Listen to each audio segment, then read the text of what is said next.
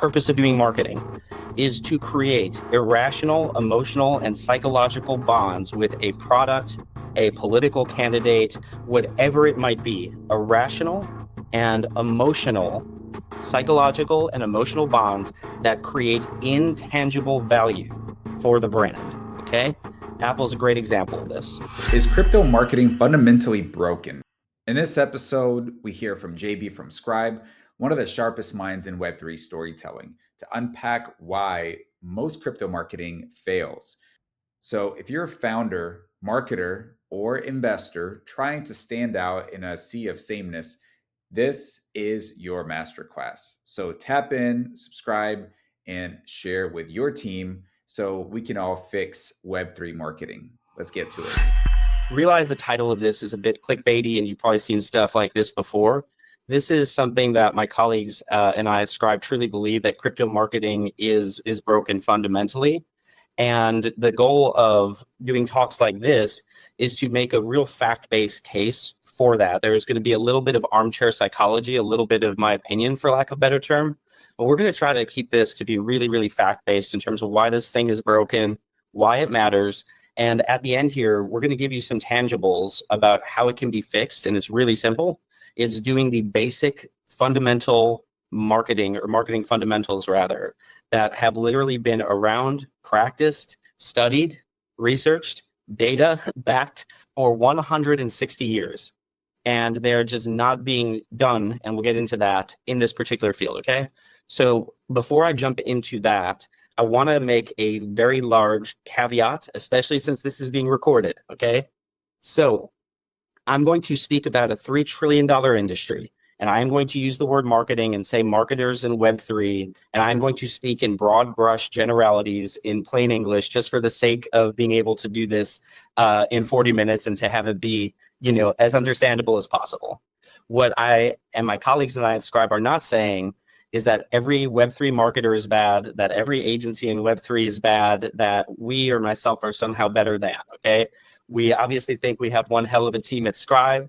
Our peer agencies in this space have some great people who know this stuff like the back of their hand, that I hope will be Scribers one day, if they so choose. We have some clients in this space and potentially on the line at some point in time that I would also love to poach and bring on over to Scribe, because they know this stuff very well, okay? So when I say things like Web3 doesn't do this well, I'm not talking about individuals. I'm talking broad brush, $3 trillion industry, okay? So with that, one quick plug. I swear to God, this will be less than 5 minutes about Scribe, and then we're going to get to why you guys came here, okay? We're Scribe. We've been around for 2 years. We're 70 people. We span about 20 different countries, and we put an emphasis on being 70 and not 700, and we're trying to grow through quality. Our theory of the case, our business strategy is we want to work with super well-capitalized, solid projects that are not going to get knocked out by the next bear market, okay? And more importantly, those really solid projects where we are in complete alignment on the programming, the value of our work, the anticipated ROI, so that even when those really solid projects have to belt tighten, we are not on the menu, but we are building this thing through quality. It's not by scaling to 7,000 people in a year, and our headcount's never going to track, if we do this thing well, to the price of Bitcoin. These are some of the folks whom we've worked with. We need to update this slide. There's some really good folks not on here. The only thing I'll say about this is we're 2 years old, and so none of these things are legacy clients. They're all recent clients, recent projects, current projects, etc. So we can get into this at the end if you like, in terms of what we do with folks. These are the services. We're not, and for the internationals on the line, I hope this lands well. I'm going to give some hyper-American references. I'm going to have to internationalize this better in the future. But we are not the Cheesecake Factory. If you're familiar with that, it's a American restaurant chain that has 3,000 things on the menu. And outside of the cheesecake, none of them are particularly good, okay? So we're not that. But we are versatile. We do a bunch of different stuff. When we say creative at Scribe, we mean brand, and we mean building brands from scratch, and we mean reinvigorating and transforming brands from where they are today to where they need to go.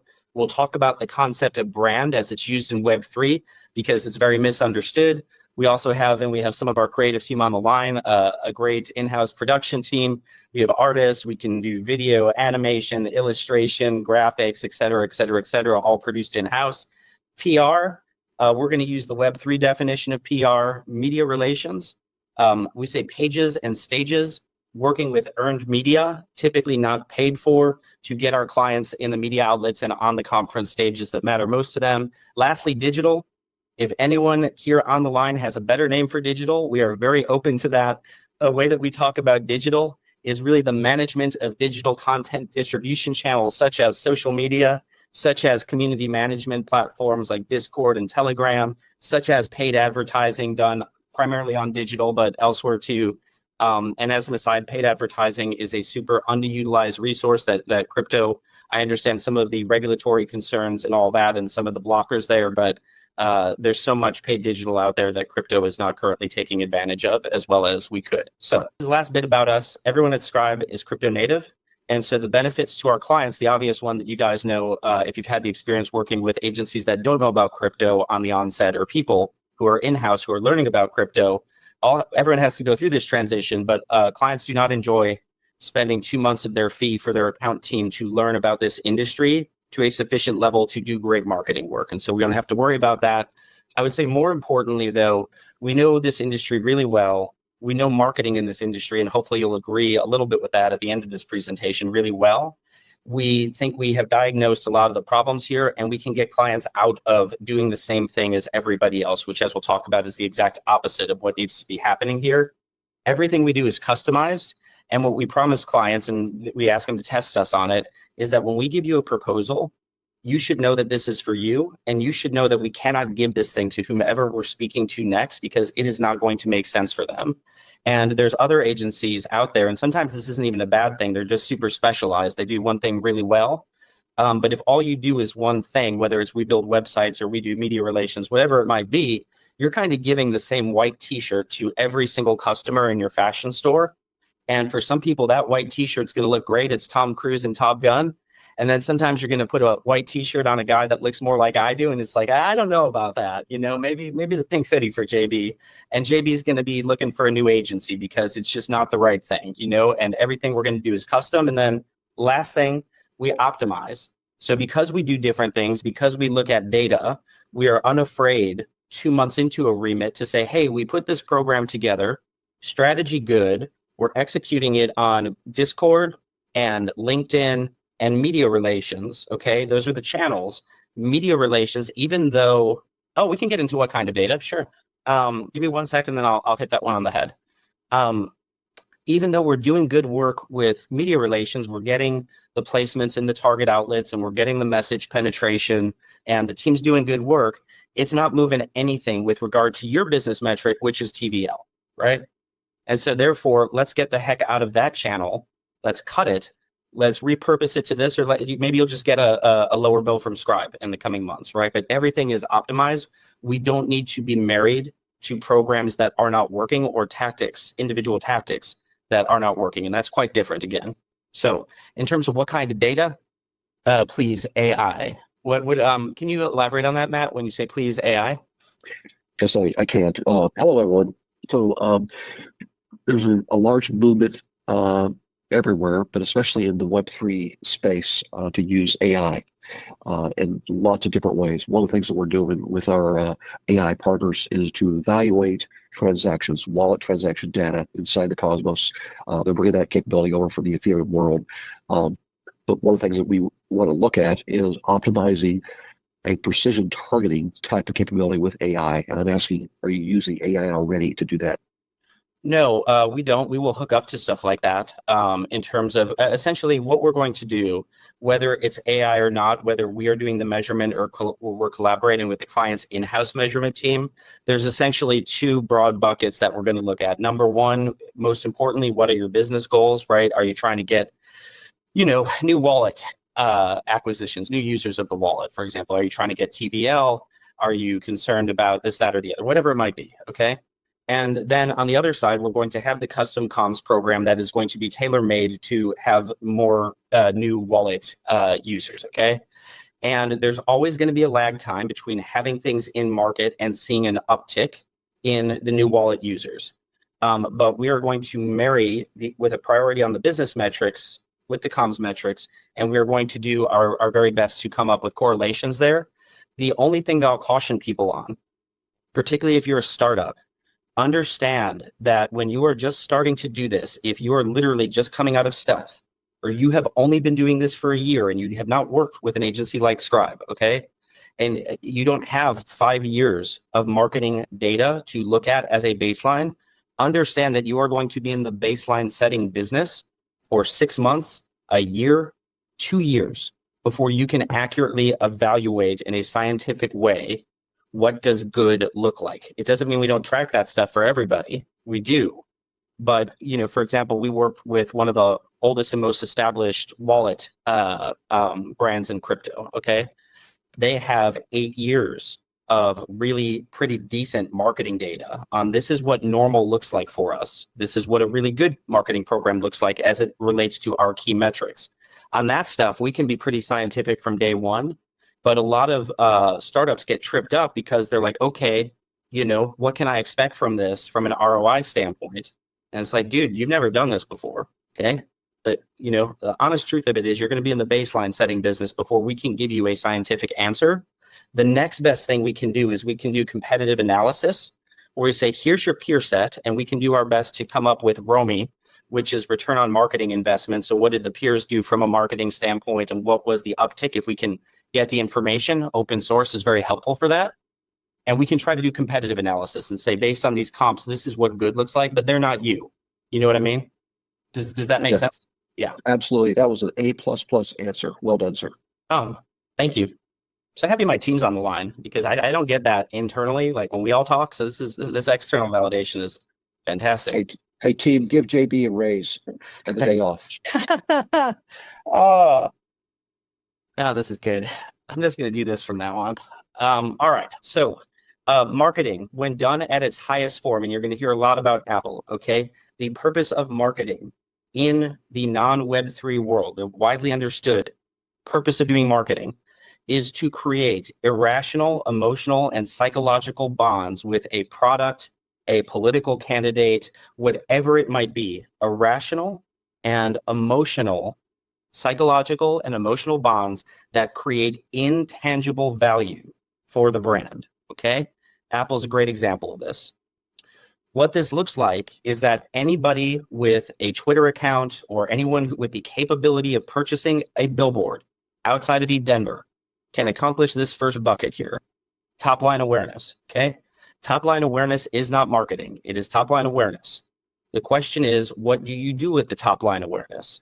Are you doing marketing, which is creating emotional and irrational bonds with the audience?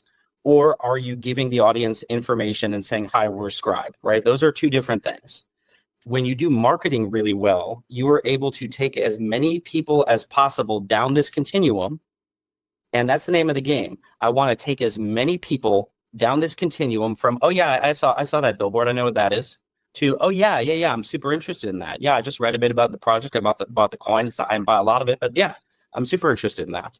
To, I'm a Berachain, Shout out to Berachain. I will say they've done a great job at building irrational, emotional, psychological bonds with their audience, and I mean this in a good way, that have nothing to do with the tech. Okay, they have accomplished that. That's a pretty good example of what I'm talking about in terms of Web3 marketing. But that's the name of the game. That's what marketing is. All right. Now, from a lot of skeptical crypto founders who've had terrible experiences with agencies, and Mikhail and I were talking about this before the recording started. One of the questions we get is like, so what's the value of marketing? Is any of this real? Is it all hocus pocus? Are you selling snake oil? Like all that stuff, okay?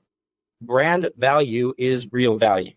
These are the valuations of the top 5 largest brands in the world. This is the value of their brands. It's like appraising a piece of real estate, okay? Or appraising any asset. These are appraisals, and then we see how real they are when it's game time, which primarily in this space means a transaction takes place, okay? Somebody buys somebody else, and then this translates into real money, and I'll show you what that looks like on the next slide.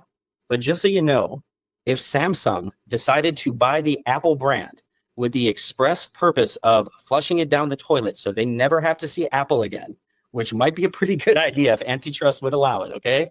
It would cost Samsung the privilege of $500 billion to destroy that Apple brand, to buy it and kill it, okay? That's what that means. We're not talking about a single factory, a single piece of iPhone inventory, or anything else. This is intangible value, okay? Now, well, if it's intangible, is it real? The answer is hell yes, it becomes very, very, very real, especially if you want to buy or sell a company. This is probably the best example of these intangible, what's called in corporate accounting a goodwill valuation, translating into actual dollars. So again, my apologies for the hyper-American example here. I assume most people on the call, even the internationals, know what Amazon is, the largest online retailer, certainly in the United States, and one of the most valuable companies in the world. Amazon, almost 10 years ago now, which is crazy, bought Whole Foods, which probably fewer internationals know, but it's a very upscale, fancy schmancy grocery chain here in the States. And the idea is that Amazon is going to use its delivery capabilities, its logistics to bring fancy schmancy Whole Foods products to the doorsteps of consumers. And it's been a very good deal for them. But the point is, the actual tangible value of the Whole Food shares, okay, as appraised by the open market that is Wall Street, that are quantified in GAAP accounting terminology, was $35 a share at the time of purchase, okay? The actual tangible value. Amazon paid 42. They paid a 20% premium based entirely on the intangible value, the goodwill valuation of the Whole Foods brand. So when people ask you, or ask us really, is this real money? Is this real value that brand creates? Hell yeah, this particular brand was worth more than all of the actual physical net assets at Whole Foods at the time of the purchase, okay? This is not snake oil. It's not hocus pocus. This is very, very real, which is why every single company on the Fortune 100 is engaged in doing marketing year in and year out. It is like if you didn't do marketing outside of Web3, really great marketing, it would be like you don't brush your teeth, okay? It's like you're not taking care of your body. Your teeth are going to fall out. Insane. That's insane. Yeah, it's true. Now, Web3, okay? And remember, just a disclaimer for people who got on late, I'm talking in broad brushstrokes about a $3 trillion industry. There are really smart marketers in Web3 at Scribe, at our peer agencies, our clients, okay? These are generalizations. We're not here to put anybody down. This is just a sober, in our opinion, fast, fact-based assessment. Web3 marketing seems to not very much be designed to drive intangible value to a brand, to create that emotional and psychological irrational love that results, in Whole Foods case, a 20% premium on your valuation. Web3, what we say at Scribe, is not trying to really do that at all. That's not the calculus. And the way that this shows up is rather than distinguishing brands, differentiating brands in a way that is true to the brand and resonant with the audiences to create those emotional and psychological bonds. Everybody, and again, generalization, most everybody in Web3 is just doing the same thing, okay? It's a cut and paste job. And I'm not going to pick on any companies in Web3. Everything I'm about to show you is generic. And in other words, it's all ChatGPT or whatever it is. This applies to 90% anecdotally of what we see in terms of when we do competitive research on behalf of our clients at their peer sets in the field. And a lot of folks who come to us, honestly, in need of doing some better marketing. But like, have we all seen websites that look and feel like this, that are presented in this way in Web3? Hell yeah, we have. How about this? Look at this asshole here posting on Twitter, this crypto founder. Have we seen crypto founders, or take my image out and put in the product logo from whatever this hypothetical product is? Have we seen product logos doing these tweets on crypto Twitter from here to eternity? It is a really bad thing when you can type in generic CT content into ChatGPT and it is virtually indistinguishable from the real thing, okay?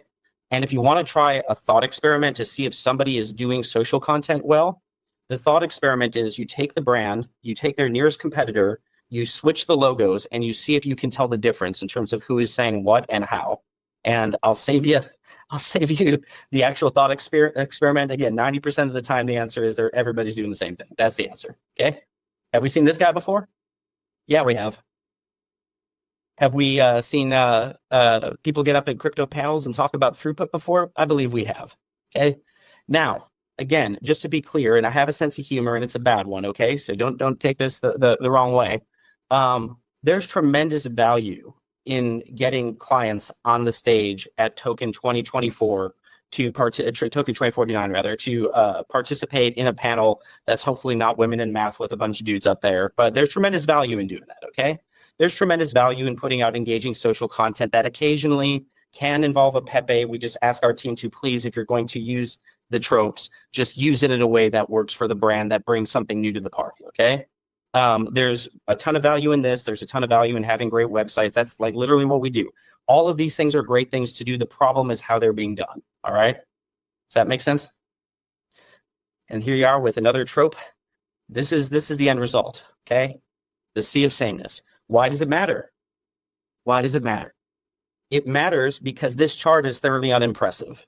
It matters because we have kind of been in a holding pattern in terms of not just market cap, but really user acquisition in terms of active users, people actually using blockchain. When you think about how much stuff has gone right for this industry in the past 3 to 5 years, the fact that this is where we are at is not really inspiring, okay? And I'm going to go through, because I will say that if poor marketing, a lack of understanding of marketing is not the number one reason for this chart, it is on the short list, okay? It is 1, 2, or it's 3, and we're in the business of marketing, so let's just assume it's 1, okay? All right, now let's go through some bad excuses when people are like, oh, well, it's not actually marketing. Marketing doesn't matter. You know what it really is? It's just that crypto is so new, you know? Blockchain's so new, like most people don't understand it, okay? And it's like, yeah, I guess so. I mean, Bitcoin's been around since 2008. I know Facebook was launched a bit earlier than that, but I remember when Facebook became commercialized, I was working on that stuff because I'm old. And that was about 2008 as well. And it's not an apples to apples comparison, but nobody is saying that Facebook is not successful because it's misunderstood and it's too new. Like, that's just not right, okay? Ethereum was around in 2015. Guess what got big in 2015? Uber was launched in 2012. Pretty dominant by 2015, all right? And when you think about the behavioral change required to have people give up the way that they have experienced automobiles, either driving themselves or riding in them or a taxi, things that have literally been around since the existence of the creation of the car, okay? And you're going to switch behavior to such a level that my grandma today is going to get on her mobile phone, push an app, get in a car with a complete and total stranger. And automobile accidents, as most people know, are actually an incredibly effective way to die when compared to other forms of transportation, and a much more effective way to die than any meme coin you might get wrecked on, okay? So the notion of changing entrenched behavioral patterns in a short period in time, no, that's not it. Other industries are way newer than Uber that have literally the half-life a cycle of blockchain and crypto that are not struggling with this. So no, that's just not right. How about cannabis? You guys like cannabis? You like that? Again, a hyper-American example. This was legalized in 2 states. I believe it was Colorado and Washington State in the US in 2012. Okay. Cannabis today in the United States is illegal on the federal level in the United States. You have to go state by state to understand, can I purchase cannabis legally in the United States? It is illegal federally, okay? It is like the definition of a gray market, all right? In addition to that, cannabis companies, they can't get banked, okay? Crypto companies in the United States are going to get banked before cannabis companies. And nobody is saying, oh, well, cannabis, it's legalized cannabis is just too new, It's just misunderstood. It can't be banked. Like, there's no way that we can grow this market. All right. So these are all really, really poor excuses. And we might want to look at marketing as being one of the main causes for the lack of uptick that this industry should be saying. All right. Another bad excuse. Okay. The technology is too clunky. You want to know what technology was too clunky? This is before most of you guys were even born. This is probably 20 years before some of you guys were born. This is the original cell phone, folks, for people who aren't familiar with the Stone Ages. All right. You used to have to carry it around on a backpack. You used to have it in a briefcase. Okay. That's how big these things were. I wasn't even alive when this happened, and that's saying something. And they sucked. Okay. You would carry around your friggin' 50-pound backpack to make a cell phone call, and they would not work. There was no signal because there were no satellites, and it was all routed, okay, through cell phone towers, of which there were none. So that sucked. That consumer experience sucked. You fast forward about 10, 15 years, you get that what we used to call, and I barely remember these, brick on a stick, okay? That thing in the middle was more useful to beat people off of you if you were getting robbed than it was to make cell phone calls. You are not fitting that thing in your pocket, and it didn't even matter that it was the 90s and it was the first iteration of wide leg jeans. That thing's not going in there. That thing on the right, the first Motorola flip phone, okay, that thing looks pretty sleek when you compare it to the backpack. That thing I do remember. I didn't have one, but my parents did. That thing's not going in your pocket either, okay? So yes, the technology could improve. I don't enjoy the process of going to 8 different websites and hooking up, or apps or dApps, hooking up, wallets to a million different places, going through all the conversion, onboarding, offboarding. Yeah, but come on, guys, it's not that bad, okay? And that's in improving user X at the end of the day. That's not what is going to get that chart to move a damn bit, honestly. All right, another good one.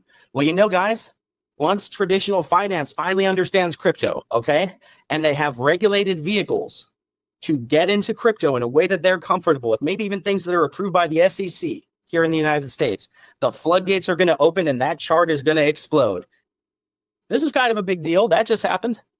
I don't really see it moving the chart that much. Okay, more people have exposure to Bitcoin. There are technically more holders of Bitcoin thanks to the ETFs, but it's not bringing in tens of thousands of new blockchain aficionados. That's absolutely not happening. You don't like Bitcoin? You like ETH? I like ETH. I'm sort of sad about my bags, but I like ETH. I love the tout. That's cool. Maybe I'll do an ETH ETF. No, you want to, Solana stands out there. I own this one. Goddamn, I'm happy about that. There you go. That's cool. No, you don't like any of this? You want an XRP Army ETF? We got that for you. Guys, there's going to be friggin' 30 different ETFs on there. We're thinking about creating a crypto national reserve, which brings me to my next point. It's really the political interference here that's slowing the growth of this, especially in developed markets like the United States, the world's most untapped market, okay, for cryptocurrency and blockchain technology to penetrate. We just need to have a more favorable government. And folks, whatever you think about Donald Trump politically, whatever you think about the United States, it is an undeniable fact that the commander-in-chief of what has been in recent memory one of, if not the most politically powerful and economically powerful country in the world, just launched a meme coin, okay? The regulatory environment is not too bad. And I understand the delta between Donald Trump enriching himself via launching a meme coin and making nice noises at the crypto industry, at Bitcoin Nashville, and recently at Digital Asset Summit in New York. I get the delta between that and actual good crypto policy, and I get that. That's fine. I agree with that. I don't think we're going to get good crypto legislation in the United States during his hopefully final term of Trump. I say that not from a political preference standpoint, but just the constitutional issues in play. At any rate, I don't think we're getting that legislation. That's just my own personal opinion. Maybe I'll be wrong about that. But the point is, even if you don't have the most clear guidance in the world from the SEC, Uber operated in gray markets for 8 years, where it was neither legal nor illegal. Cannabis continues to actually be illegal at the federal level. I understand that perhaps the floodgates really will open a bit once you get that legislation, but it's no excuse for that chart being where it is today, is my only point. Okay, how the fuck did we get here? And I want to do a time check here, and I'm gonna, because I want to give you guys, some news you can use. So I'm gonna cut this section down. I'm just going to give you the quick version, because what I'm about to give you is not database at all. This is armchair psychology. This is the only thing you'll see here that's my opinion, okay? But how did we get here? Here's the quick version. I'm gonna check myself on time. Part of it is cultural. It goes back to the origins of Bitcoin. And I am nauseated by the financial crisis of 2008 and Wall Street making hay on the back of Main Street, while Main Street got screwed, and the failure of the so-called smartest people in the room and the establishment and the established experts, just wetting the bed and all that stuff. Like, I share that frustration. I agree with most all of that, okay? And the creation of Bitcoin as a response to that, Satoshi white paper, all that stuff, fine. That's all well and good. I'm probably there 90% of the way with everybody there, okay? The problem is that crypto, I think partly because of this, has developed a knee-jerk reaction to immediately discard any established expertise of any variety for no reason. And that is not a great idea, okay? And so again, I can be just as pissed off about this and just as happy about Bitcoin as anybody else out there. It doesn't mean I have to ignore 160 years of marketing science at my own peril, okay? these are different things here. So the knee-jerk reaction to discarding expertise, let's get over that. The next thing here is this cultural sort of fixation with this notion of, I'm somehow a better company if I dominate the world. I don't spend any money on marketing. And I'm picking on Tesla here just because they're really well known. But I will tell you, if you see anything like this about some company, being massively successful in the media, on social media, at an event, right? It's complete and total bullshit. Okay?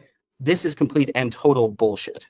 The fact that Tesla and all these companies, we spend no money on marketing. It's like, okay, we don't have a ton of time. I can unpack that for you guys about why that's total bullshit for all of these companies that say that stuff. But even let's assume it's true. Let's assume Tesla really has spent no money on marketing. Who the fuck cares? Okay. The purpose of what we are trying to do here is to be the best projects and businesses and companies in the world. That is the goal. Not spending money on marketing, that is not the goal. That is just a thing that some people have in their heads, okay?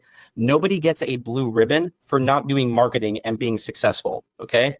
Tesla's employees, their shareholders, their customers, like they're not giving Tesla a pat on the back for this.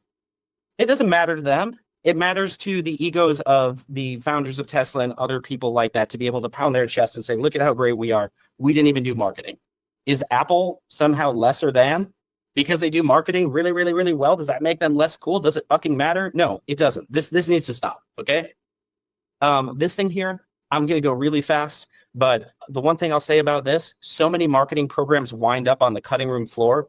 Scientific, fundamentally sound marketing programs that take risks, okay, that aren't the same website, the same tweets, the same memes, the same stuff, okay?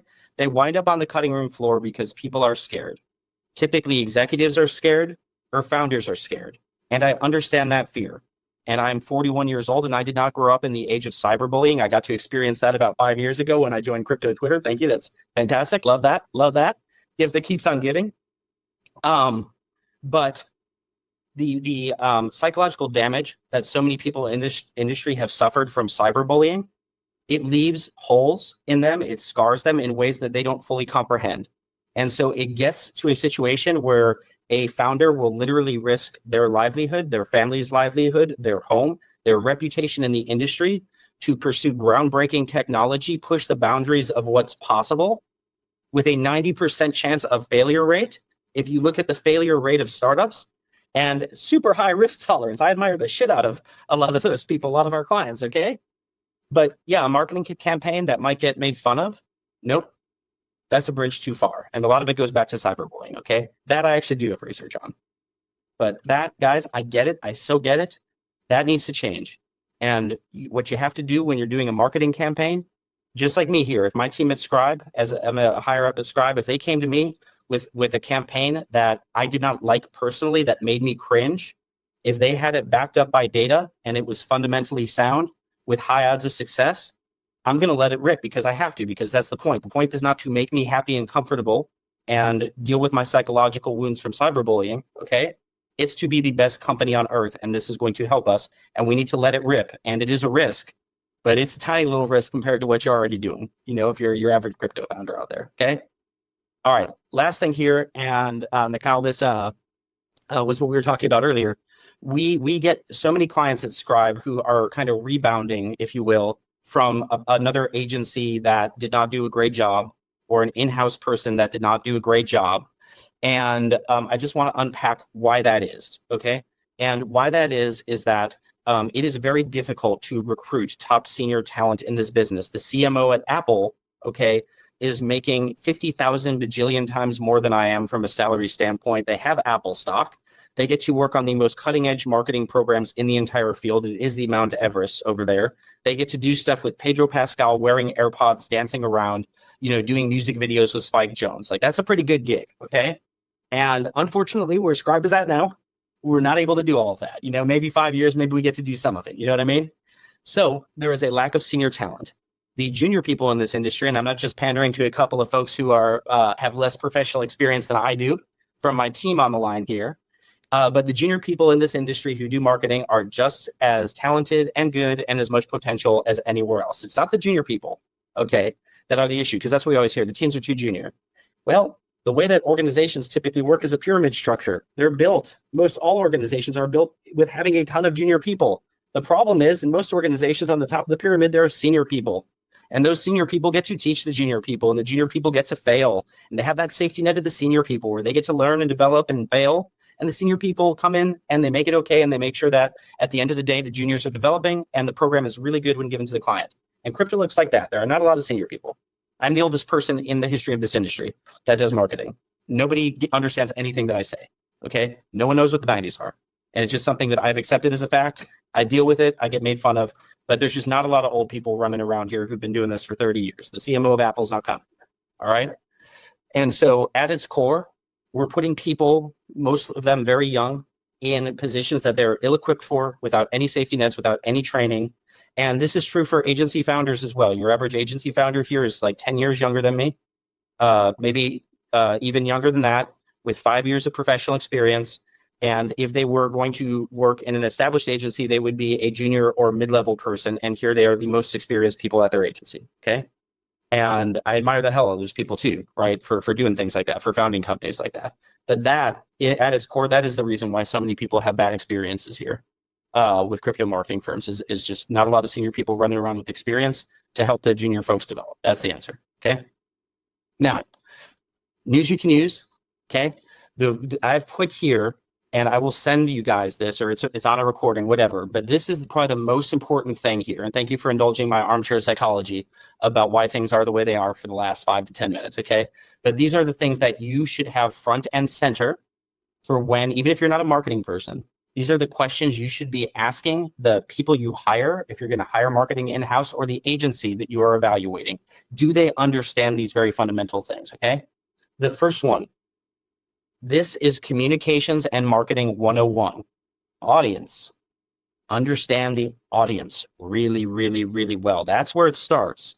Then understand the message that you need to move the audience down that continuum from from awareness to interest to evangelist, emotion, psychology. It's not just a message. It is the entire way that that message is delivered stylistically, emotionally, psychologically, okay?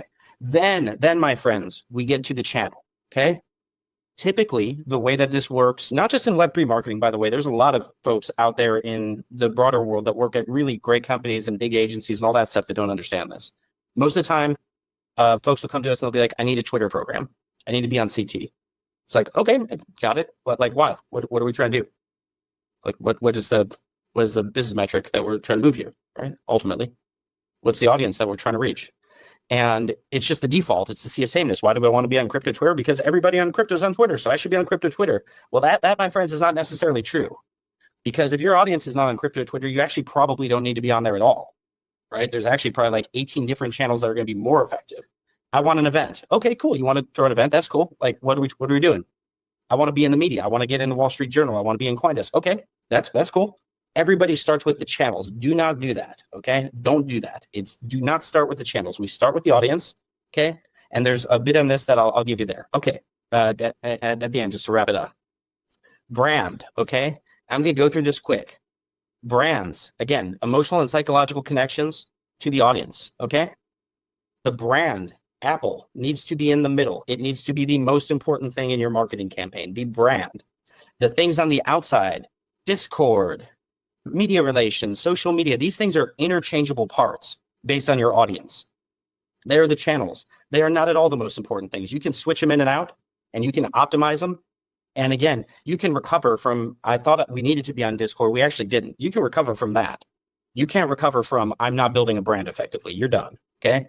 And what a lot of people are doing here is they're doing tactics, all of the same tactics, in a vacuum, in a way that's not building brand, okay?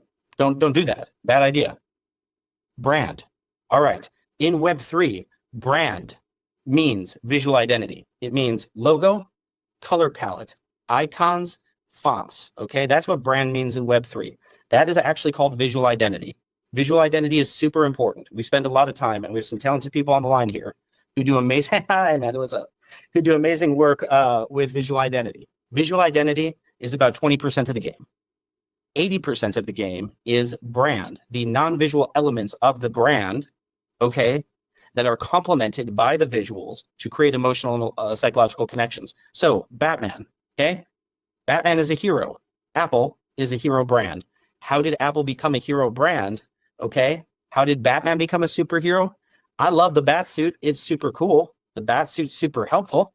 I really like the Apple logo. I like their visual identity. I like the black and the gray and the white. Okay. But that's 20% of the game. Brand is not visual identity. Visual identity actually comes after you figure out the brand. Okay. So what is a brand? This is what brands are. Okay. The brand is the personality. Is what makes Batman compelling. It's not the bat suit, like that's cool, but it's Bruce Wayne, okay? It's the kid who lost his parents when he was 5 and decided that he was going to fight crime. It was the tortured duality of Bruce Wayne and Batman. It's the relatability of that, the psychological notes, the Dark Knight, like all of that is what makes Batman compelling, okay? This is what makes Apple compelling. It is not the Apple as much as we like it and the logos and the fonts and all that. It is the fact that these folks have been doing groundbreaking creative work for 40 years, okay? And that their campaigns literally have changed the way that we relate to personal technology, all right? This is what makes Apple successful. That is what a brand is. And Apple is mentioned, and the last slide is the last slide, and unfortunately like 9 minutes of this, but I appreciate some of the questions coming in. This is what has made Apple successful, okay? And they're the most valuable brand in the world, the highest performing company in the world, and they are not taking next year off on marketing, okay? This is a forever project. It's like brushing your teeth. Apple is not saying we're good. You have to keep on refreshing and reinventing and recontextualizing the brand. If you don't, it would be like Batman stopped at the original Batman in the 1960s, okay? The funny looking Adam West Batman, if any of you guys are old enough to see that. But they didn't. They rebooted it with the Michael Keaton Batman and some other really shitty Batmans that followed after that until they rebooted it again with Christian Bale. And then they rebooted it again, okay, with Robert Pattinson. You have to keep on refreshing Batman, or Batman's going to be nothing more than a distant memory that used to be cool, okay? It's a forever project. So if you guys can get into that stuff, Bale's also probably my favorite. I'm with you there. Okay. Last thing here, okay? Marketing. Marketing is 80% science, okay? This is science. There is creativity. It's about 20%, roughly speaking, creativity, art, risk-taking, creative. It's all based in science. And I like to use the example that it's like a game of poker, okay? Like we as marketers, we don't control the cards. There are things out of our control, right? How audiences react to a certain thing. We don't control them any more than the poker players control the cards. Our job is to use every possible advantage, such as putting the numbers in our favor, card counting, right? Like that is why, even though nobody controls the cards, the same people wind up at the World Series of Poker at the end of the year, okay? So what is the equivalent of card counting, playing the game like a pro in marketing? It is utilizing data, okay? And just one quick example and I'll be done on that. So I have a choice here. If we agree that the most important thing is the audience, because those are ultimately the people that you want to move, and then you get to messaging and then you get to channels, you can actually do quite a bit of research on your audience to understand their demographics and psychographics and how they react to things. You can test your messaging scientifically and determine, is this message more resonant than that message? You can test your channels. All of this can be done in advance to a certain extent. All of this can really, really be done during a campaign for that optimization. I've been in crypto Web3 marketing for 5 years. I have worked with 200 projects. 2 of them have done any sort of statistical analysis, market research on audience and message testing, and determine their channels based on data. You would get fired from Apple if that ever happened, okay?